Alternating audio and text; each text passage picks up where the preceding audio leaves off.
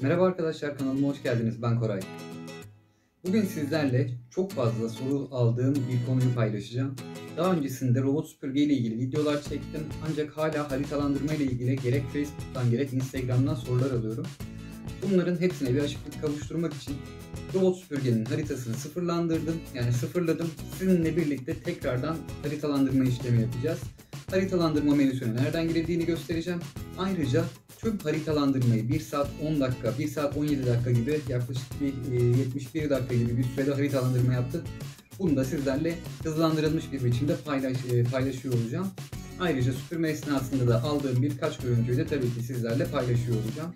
Şimdi o görüntülere geçelim. Ardından görüntüler oynarken tekrardan haritalandırma ve süpürme işlemleri ile ilgili konuşabiliriz. Evet arkadaşlar, görmüş olduğunuz gibi süpürge şu an istasyonda duruyor. Önce Mi Home uygulamasına giriyoruz. Mi Home uygulamasına girdikten sonra cihazı seçiyorsunuz. Eğer akıllı haritalandırma özelliğini açmadıysanız sağ üst taraftaki şu 3 noktaya geliyorsunuz ve deneysel özelliklerden harita kayıt modunu bu şekilde aktif hale getiriyorsunuz. Benim önceden oluşturulmuş haritam vardı. Sizin için tekrar sizinle birlikte oluşturabilmek için haritayı sildim. Az önce bir deneme temizliği yaptırmıştım. Bu şekilde başladı. Ve harita yönetiminde şurada gördüğünüz gibi şu an %40 diyor ama evin daha %40'ını çıkartmadı. Bu haritayı tamamlayacak şimdi. Temizliği başlat dediğim anda temizliğe başlayacak. Evin tamamını dolaşıp haritayı çıkartana kadar da durmayacak. Şayet siz eğer evin tamamını kendi dolaşıp istasyona geri dönene kadar temizliği durdurmazsanız akıllı haritalandırmayı yapar. Ama temizliği kendisi bitirmez ve siz istasyona geri döndürürseniz o zaman bu akıllı harita tamamlanmamış olur ve kullanamazsınız. O yüzden robot kendisi istasyona dönene kadar süpürgeye herhangi bir müdahalede bulunmayın. Şimdi temizliğe başlat tuşuna basacağım. Ardından bu haritalandırma ekranı açık olarak kalacak. Süpürgeyi ben aralıklarla sizin için paylaşacağım. Ev temizliğini de böylelikle görmüş olacaksınız. Şimdi temizliğe başlata basıyorum. Standart modda bir temizlik yapacak şu an. Start'a verdi, kendisi şu an başlayıp temizliğe geçecek. Ekranı takip edebilirsiniz. Cihaz haritalandırmayı yapacak. Evin haritasını nasıl çıkarttığını da hem böylelikle görmüş olursunuz. Şöyle gördüğünüz gibi olduğu yerde dönüyor. Eviniz eğer kare bir ev değil, dikdörtgen bir ev ise uzun kenarına yani dikine gelecek şekilde cihazı koyacak olursanız daha rahat bir temizlik sağlar. Çok fazla sağ sol veya çok fazla S'ler çizmesine gerek kalmaz. Dikey olarak gezeceği için uzun koridorlarınızı 3 seferde, yani bir ileri bir geri, bir ileri bir geri şeklinde 3-4 seferde tamamlayacaktır. Yani dikey bir konumda cihazı bırakmak her zaman daha faydalı olacaktır. Şimdi cihazı ben başlattım. Cihaz süpürme işlemine devam ederken siz de ekrandan takip edebilirsiniz. Haritalandırma işlemi tamamlandıktan sonra tekrardan görüşüyor olacağız. Ayrıca söylediğim gibi süpürme işlemini yaparken ben sizinle arada bir bu süpürme işlemini nasıl yaptığının görüntüsünü paylaşacağım. Salona geçtiğinde de tam bir çekim yapıyor olacağız.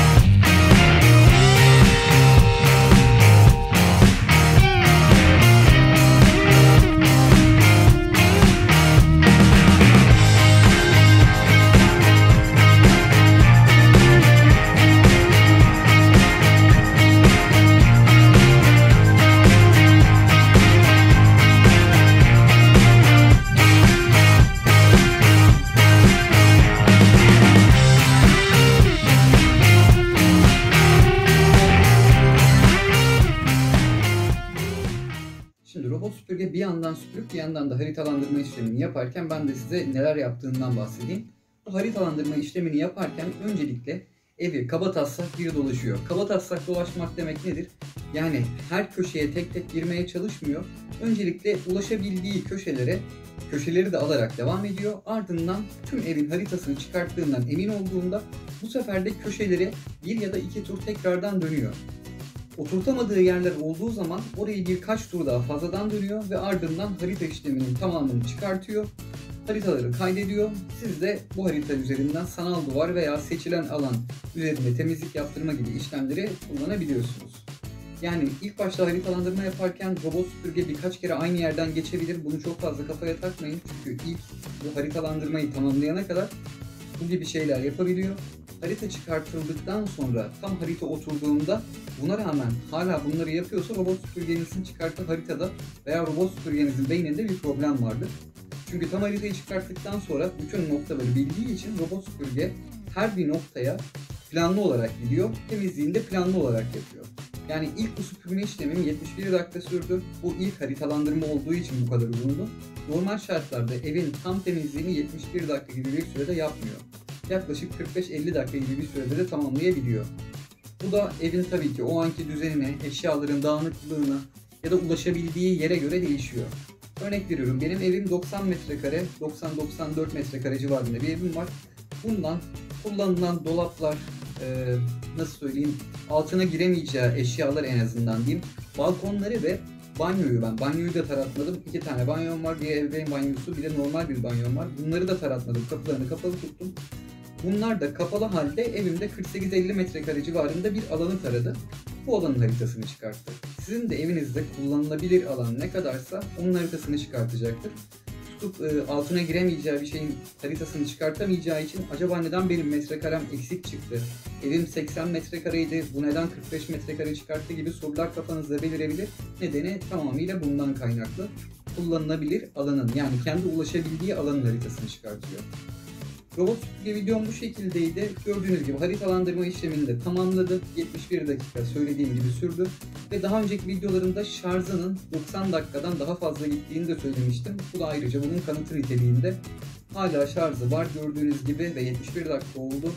Ve bu şarjda standart modda hala çalışabilir ve 90 dakikayı da 100 dakikayı da rahatlıkla geçip kullanılabilir bir cihaz. Yani söylediğim gibi bu cihaz 2 saate yakın, hatta bazı durumlarda yani uyku modunda düşük çekim modunda çalıştırırsanız 2 saatin bile üstünde temizlik işlemi yapabiliyor.